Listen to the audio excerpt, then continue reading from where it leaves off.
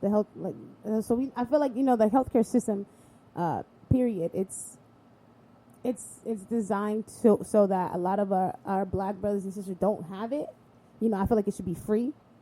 But I just want to talk about. What I'm about to tell you gonna trip you out. Let me tell you something about the healthcare system in prison. It's phenomenal. Say the feds, though.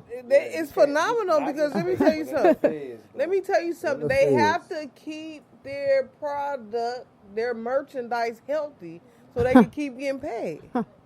Oh, baby, they're going to give you some good health care, dental care, all of that. Yeah, you getting your teeth done, all Yeah, that. I was going to say, I feel like I've heard that they say healthcare in prison is better than... Yeah, because they have to take care of their product. This is their inventory. Mm-hmm. So if everybody in there that come in there sick on drugs, withdrawal, all that, fall out and die, they don't have no money. They don't have the people to fill up the prison. These people are out of a job, the doctors. Remember, it's a private industry. It's a big business. Right. So they'll take you from here and fly you all the way, say if you in L.A., they'll take you all the way halfway around the world, but everybody getting paid along the way. Instead of driving straight there, they're going to take a detour to make it the longest trip possible because they're getting paid for every mile that they take with you, this precious cargo. You are money. Every day. Damn. They feed you good and all that. That's why people come out of jail looking so... They are healthy individuals. Do you think that it's like life after prison is so hard sometimes that a lot of people want to come back? Some people don't. Their life is so bad on the streets, they don't want to get out. Yeah, they'll sabotage their own release date because there's somebody in jail. They're being taken care of in jail. They have no worries. Yeah. And they're used to it. There you go again with the being used to toxic trauma. Toxicity, yeah. So before we go, what would you guys say, or what do you guys have any words to say to the brothers and sisters who are, in jail or, coming home? What would you guys say to them? I would say take control of your thoughts and reimagine yourself as you really should be your birthright. You are a king and you are a queen. We are gods.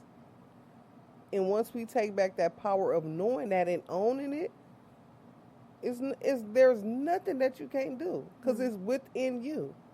So you have to let all of the things that you've been taught, throw it all away, all the negative, and put reaffirming thoughts in your head every single day. You have to train yourself on how to be the goddess in the God that you are. You have to train yourself to do it every single day.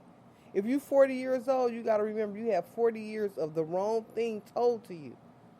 So now take the next 40 years every single day and reaffirm yourself. It's nothing you can't do. It's endless possibilities. What about you, Easy? What would you say to our brothers and sisters? I won't say his name, but I had a little young homie I was locked up with, right? Mm-hmm. All these stories about all the stuff he did and how, you know what I'm saying? And he used to talk a lot.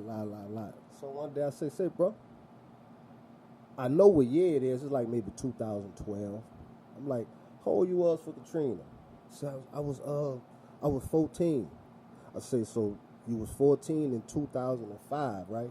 I said, so you went to school? He said, yeah. I said, you graduated? He said, yeah. So that take up 3 more of his years, right? So that bring him to maybe 2008, right? So then he said, yeah. Boy, I said, how many times you did time? He said, I did 2 years and I did 3 years. I said, how old you was when you did the 2 years? He said, I was 18. So that mean after being 17 and graduating, he did a year on the street just doing everything everybody else was doing. And then he went to jail and he did 2, right? So then he got out, right? I said, how long you was on the street when you got out? I was out the street a year. Boom. Then he went back and did another 3 years, right? Then after he did them 3 years, boom, he got out again, and now he was on the one with me, right? So I'm like, how long you was out before you came in here with me? Oh, he was out 2 years. So with all this history and all this stuff you had, right? Mm-hmm. You only really had 3 real years of life living. Wow. So you jumped straight off the porch in the back of the police car Damn. So how could you have all this experience in life and doing all this, and you only really had 3 years in like, and you ain't number like 24. So you never even live yet. You know, like you don't even know. Right. And it was just so, it's a lot of our youngsters who going through the same thing because they not even getting no real life experience or life minutes going through real life. So they may get out when they 30, and that's going to be their first experience of being grown and having control of their own life. So just be careful out there, man. Like, you know, like while y'all kids, be kids. And when you finish with that, Would you guys have changed this experience, though, what you guys went through? no. What about you, Tay? No. She's thinking hard, like, That's a tough question. I would say yeah, because I've been through so much trauma from birth. I wouldn't wish that on nobody. I really wish that I had the opportunity to be happy all my life because I deserve that. Yes, you do. So. And you said no? No. I wouldn't think the way I think, right? And going to jail, that I needed that to think the way I think right now because I was still moving the same way I was, right? So if I didn't get time to stop and reflect on my life, I would still have the same thought process that I had. But that goes back to, say, with our daughter Mercy, right? She's 5 months old. What he's talking about is generations of we thinking, well, I had to go through that. But really, you really didn't. If we knew what we know and we train and teach our kids the generation behind us, why do we have to go through so much pain and torment and drama? And say, that built me. That's not fair. Well, when you really think about life, it's like, I want my child from this day, from coming to this world, of course things going to happen, but I want her to be happy.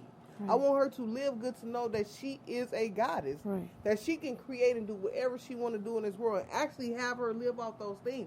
Of course, you're going to have challenges along the way, but why all the trauma and toxicity, Don't forget, though, that's where we come from, though. Like, but I'm saying we shouldn't have to. Why do we got to continue to come from that? No, I feel you. Not continue to come from it, but that's where we come from. Like, when we go back to when we were born, we going back to the 70s and the 80s. You go back to slavery. So I'm saying the 70s and the 80s. When you go back to that part of living with your grandma and my auntie and my grandmas and stuff, they was poor.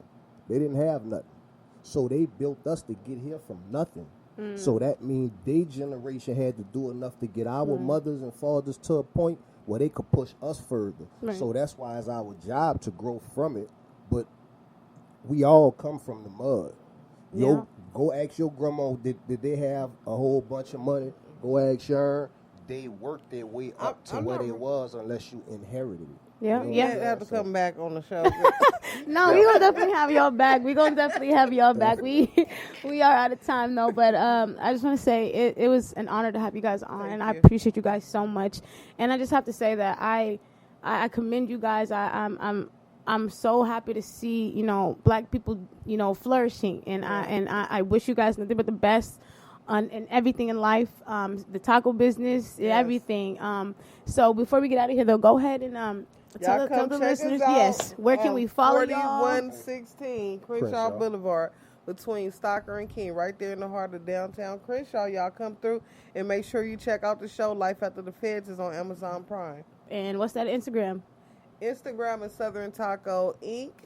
And also Life After the Feds, LYFE After the Feds. Y'all check me out, the Organized Thinkers. And for you? Definitely. Organized Thinkers, that's the brand. The other one is Real Easy Money. Make sure y'all check out Life After the Feds on Amazon. I don't know if you plugged it, but I got to make sure I replug it if it ain't. She's doing big things with that. Yes. Executive producing that whole thing. And that's why I said I love to see my black people winning. Yeah. And I love even more that you guys it's yours. Yeah. You know what I mean? And you guys are setting your baby up for when she's older, that generational wealth. And And congratulations too on the new Thank baby. you. So that's it, and it's a wrap, y'all. Thank you so much again. All Love. right, we out.